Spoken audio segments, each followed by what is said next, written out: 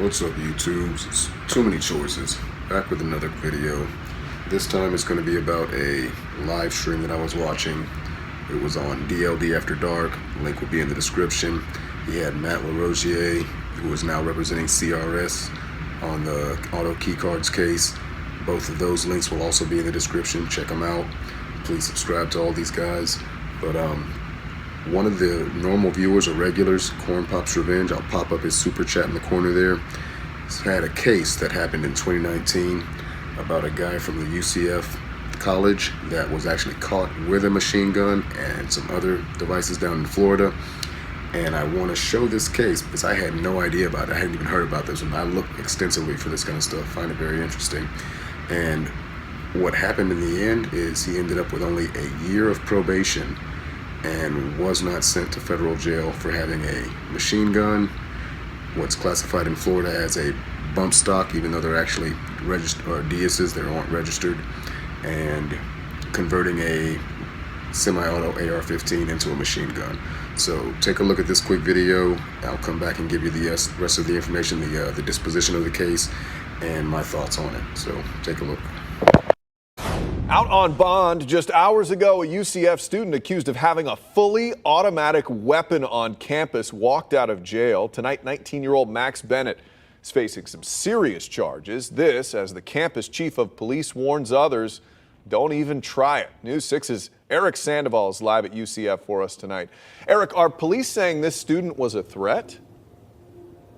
No, actually, they say he wasn't an immediate threat, but they do say that he made this AR-15 fully automatic while he lived here at Tower 3 on the UCF campus. They also said he had guns. Tonight, he walked out of jail. News 6 was there tonight when 19-year-old Max Bennett Chambers walked out of the Orange County Jail covering his face with his hoodie. He didn't answer any question except one. Think those weapons should be legal? Yes. He was talking about this AR-15 rifle confiscated by UCF police. Investigators say Chambers used illegal devices to make this semi-automatic weapon fully automatic.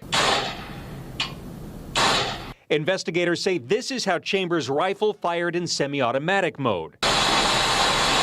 And this is how it fired in fully automatic mode. At no point did this person express a threat to campus, but we take the disregard for laws regarding firearms seriously, especially in this day and age. News 6 crunched the numbers, and since 1960, there have been 27 deadly school shootings in the state of Florida. That includes some at universities. 46 people have been killed. And while Metzger says Chambers did not pose a threat, he said his weapon was dangerous. I don't think anyone would consider it a good idea to have a machine gun on a college campus.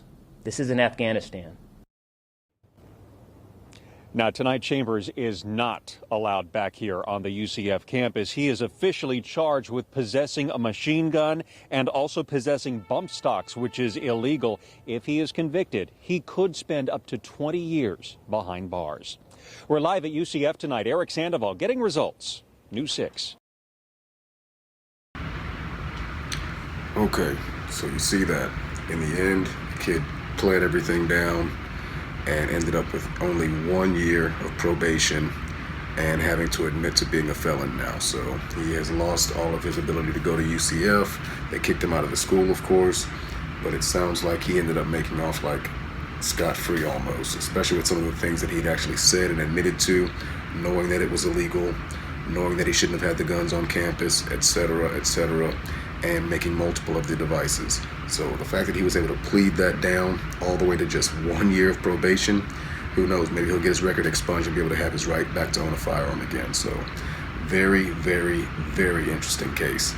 But he had multiple felonies charged against him, and the judge seemed to just, and the police and everybody else seemed to think he was just a gun nut that wanted a fully auto. So the other interesting thing about Florida is how they called these DSs in bump stocks, which was kind of weird at first, but then I thought about it again, and Florida has that weird law to where any kind of rate increasing device could basically be considered a bump stock to them. So if you have some of these really, really light triggers, that could honestly be, if a DA was feeling really, really, kind of like a jerk, he could charge you for having a bump stock just for having some kind of super light trigger. Because anything that will make a semi-automatic fire faster than its normal rate is considered a bump stock in Florida. Florida's weird, man. But besides that, this kid, I keep saying kid, but he's now an adult. He was 19 at the time when he was charged, but he's 21 now or whatever. This guy literally had built his own DS, put it in there, ordered some machine gun parts from online, put them into the firearm, and created his own machine guns. Basically, the DS is an interesting device in and of itself. The fact that when you remove the DS from the firearm, you still have a full M16 fire control group as well as a full M16 bolt carrier.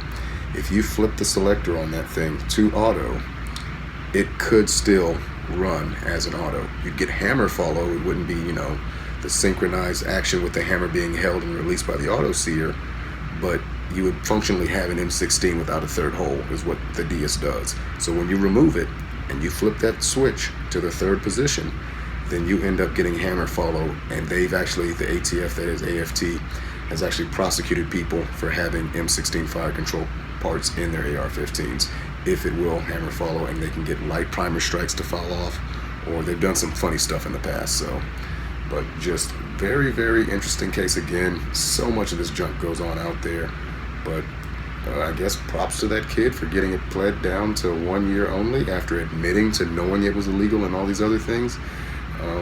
Depending on if he hadn't been on the school campus, hadn't admitted to knowing it was illegal, hadn't done all these other things, that might have been a good case, maybe an almost clean case, because Florida does allow machine guns to get to the Supreme Court or work its way up through the court system. But as it turns out, this kid is now a felon. He ends up losing his right to own a firearm, kicked out of the school. It's not a win for anybody. So just thank you, Corn Pop, for pointing that out. I thought it was a very, very good one to look into, and very, very, very interesting read. So you guys keep your nose clean as always, and peace. Oh, comment, like, subscribe, all that good stuff. Don't forget to subscribe to those guys that I mentioned in the beginning of the video. Deuce.